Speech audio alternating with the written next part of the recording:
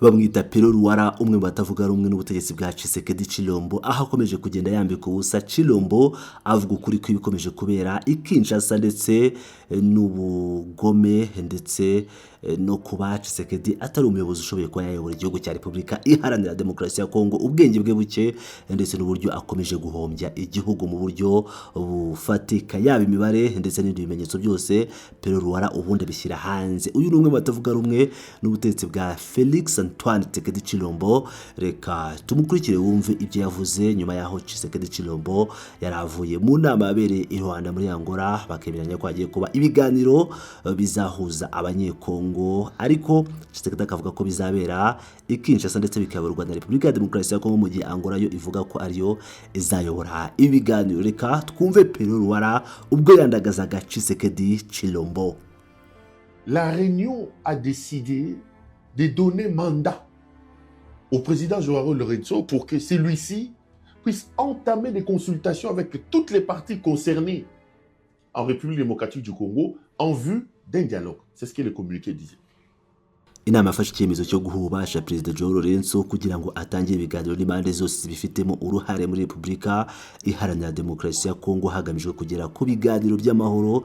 Ibyo nibyo byari bikubiye mu itangazo ryasohotse, ariko mbere y'ibyo reka babwire ibintu bibiri cyangwa bitatu ku bijyanye n'imiterere y'iki kibazo. Inshuti zanjye, sinumva ukuntu igihugu cyacengewe n'urwego rwo hasi nkuru.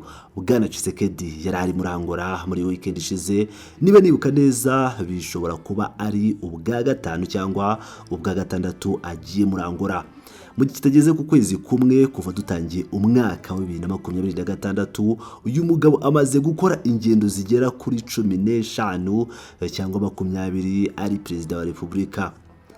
Mu bari Leta Zunze Ubumwe za Amerika n'ibindi bihugu byinshi, kandi uyu munsi turi kuwa 10 Gashyantare. Ni ukuvuga ko kuva umwaka watangira tumaze iminsi 40. Mutekereze ku minsi 31 ya Mutarama, none uyu munsi ni kuwa 10.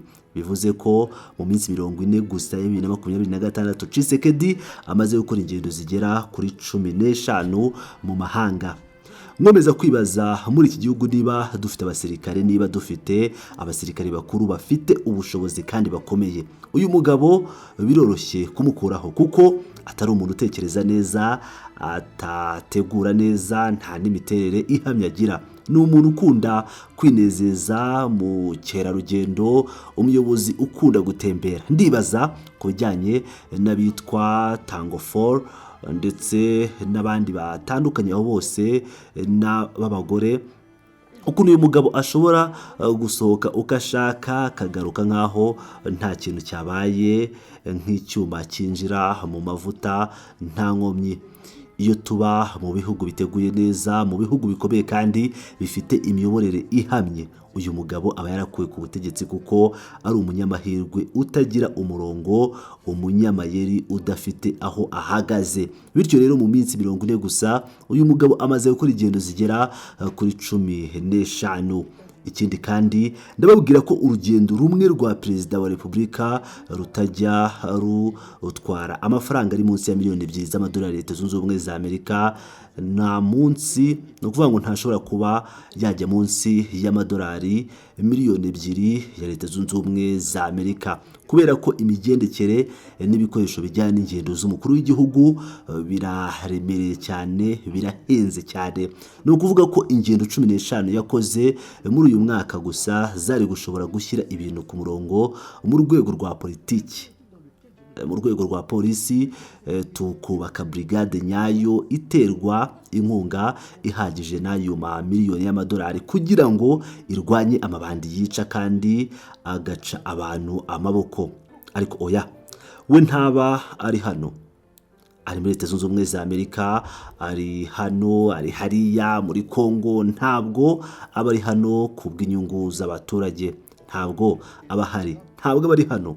Uyu mugabo amaze gukora ingendo zigera kuri 15 kandi muri Angola ho amaze kujyayo inshuro nk'eshatu cyangwa 5 mu gihe kitarenze ukwezi kumwe. Ariko ndibaza ni ikihe cyubahiro Angola ishobora kumuha?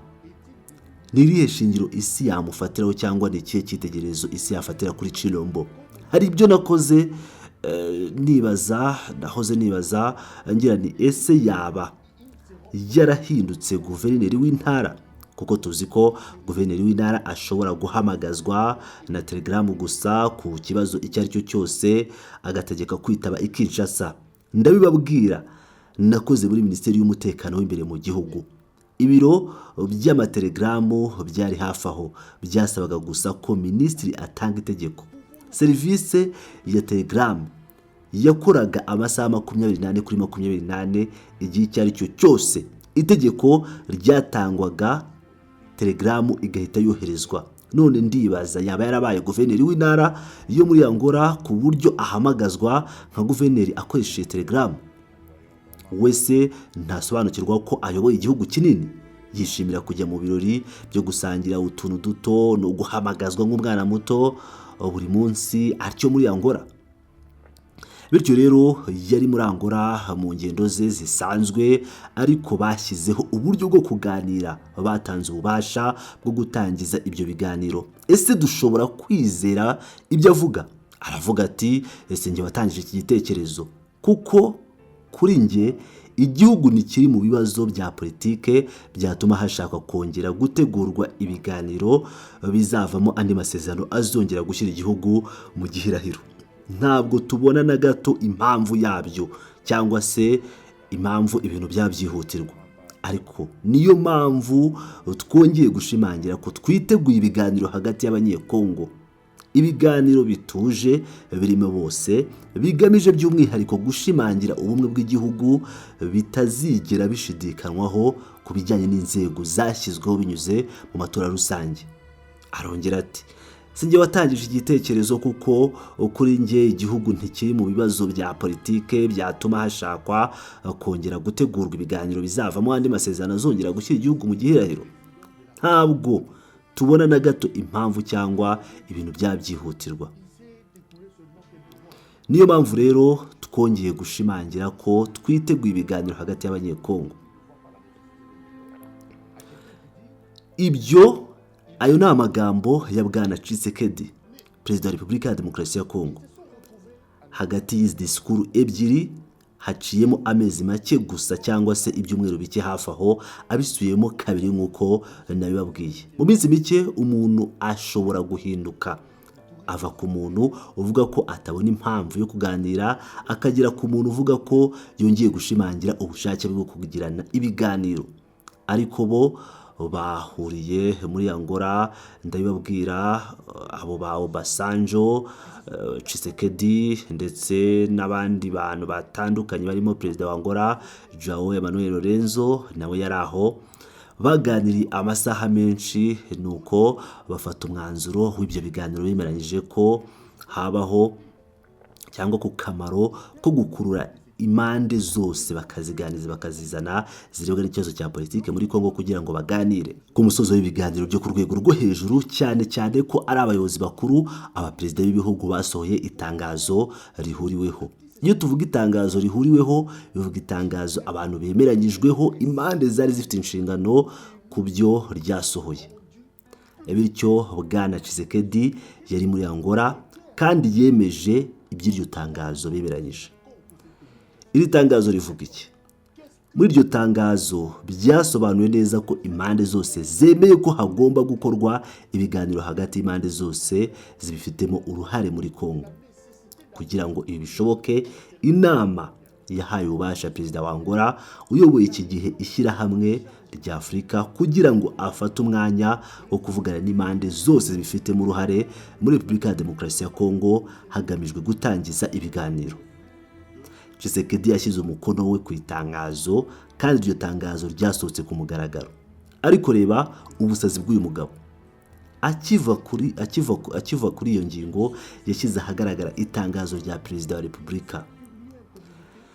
Ngiye kurigeranya, ndebye kuri konti ya Twitter, Perezida Tshisekedi ndakeka ntarikura aho, mumbabarire, ngiye kuri Twitter murebe ku rubuga rwa Perezida wa Repubulika, rwose ndakeka ko iryo tangazo ririho. Ndarisoma. Perezida wa Repubulika Félix-Antoine Tshisekedi Tshilombo yakoze kuwa mbere bityo ejo hashize itangazo rishyashya ryasohotse mu masaha 17 ashize bivuze ko ryasohotse uyu munsi mu gitondo cyangwa ku mugoroba.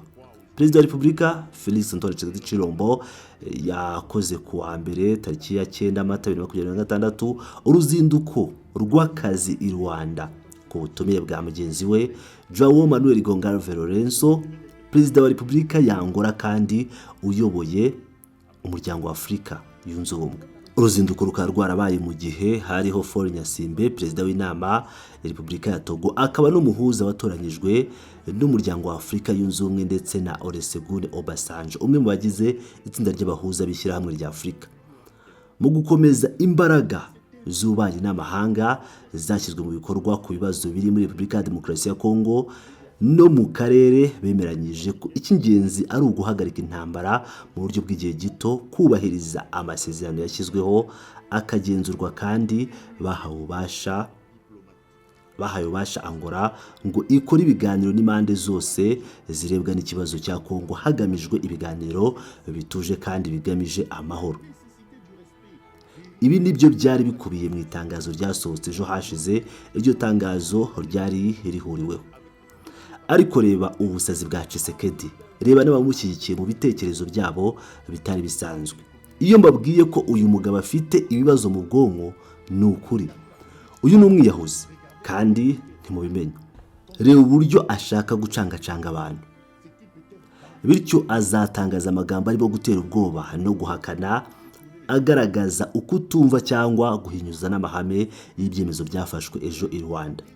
Igitekerezo cyazanywe ndetse bitegurwa n'inzego za Repubulika hubahirizwa itegeko nshinga. Iby'itangazo rya Rwanda bitigeze bivuga. Amatangazo ya Rwanda ntabwo yigeze avuga icyo kintu. Ibi ni ibihimbano bya Tshisekedi. Bityo rero mu masaha 24 gusa uyu mugabo washyize umukono ku itangazo rihuriweho hamwe n'abagenzi be bemeje guhagarika inshingano zabo zikomeye kugira ngo bahurire i Angola basuzume uburyo n'ibyerekeye ikibazo bakora itangazo. Nyuma y'amasaha atarenze 24 Tshisekedi asubiza inyuma itangazo rihuriweho ryari ryarashyizweho umukono nawe, ndetse yongeramo ko ibiganiro bituje bigomba kuyoborwa na Repubulika ya Demokarasi ya Kongo hubahirizwa itegeko nshinga rya Kongo. Ibi ni ibitekerezo bye bwite. Mfite amatangazo ya Rwanda nta na rimwe yigeze rivuga ibyo, nta na hamwe mu itangazo rihuriweho ryo mu gihe cyo kuva i Rwanda impande zose zavuze ko ibiganiro bizayoborwa na guverinoma ya Repubulika ya Demokarasi ya Kongo hubahirizwa itegeko nshinga. Ibi ntabwo byigeze bibaho. Mu by'ukuri ndabagezaho amakuru ubu kandi ndasesengura hamwe namwe. Abatekereza ko ibiganiro uko byagenda kose bizakemura ikibazo muri Repubulika ya Demokarasi ya Kongo baribeshye cyane. Baribeshye cyane kuko bafite ku butegetsi bw'iki gihugu umuntu ufite ibibazo mu bwonko, umuntu w'ubwonko bucuramye, uvuga ikintu mu gitondo hanyuma ku mugoroba akavuga ikindi, akavuga ati muri aho. Igihe mwicaye agahaguruka akazenguruka akavuga ati ufite ubwenge buke. Ni umuntu utari umunyapolitike w'umwuga, ni umuntu wo ku muhanda, umuntu utajyanye n'abayobozi bafite inshingano, wicaye ku ntebe y'igihugu, ntasobanukiwe n'ibyo yemeye, nta nubwo yasobanukirwa ubwe n'amagambo yatangaje. Ntatinya na gato inshingano ziremereye ziri ku maboko ye, kandi ndababwira kenshi, nibaza niba uyu mugabo asobanukirwa ko ari Perezida wa Repubulika. Ndabibaza koko. Amatangazo asohoka ku rubuga cyangwa se kuri page ya Twitter ya Perezida wa Repubulika ni ikimenyetso gisobanutse cy'uko atagomba kwizerwa, kandi ibiganiro bye uko byagenda kose ntibizahindura icyo igihugu icyari cyo. Nzabagezaho ibimenyetso by'ukuri. Hari ikibazo gikomeye cya diplomasi, ibibazo by'akarere n'ibindi bishobora gusobanurwa uko ushaka. Hari ibibazo bindi bijyanye n'imipaka ya Repubulika ya Demokarasi ya Kongo. Ubangora iri gushyira imbaraga mu gutuma habaho ibiganiro, irimo gushyiraho igitutu kuko João Lourenço yatorewe kuba perezida w'umuryango wa Afurika yunze ubumwe umwaka umwe, kandi vuba aha akaba ari buze kurangiza manda ye. Mu rwego rwa diplomasi rero, diplomasi ya Angola iri gukora cyane.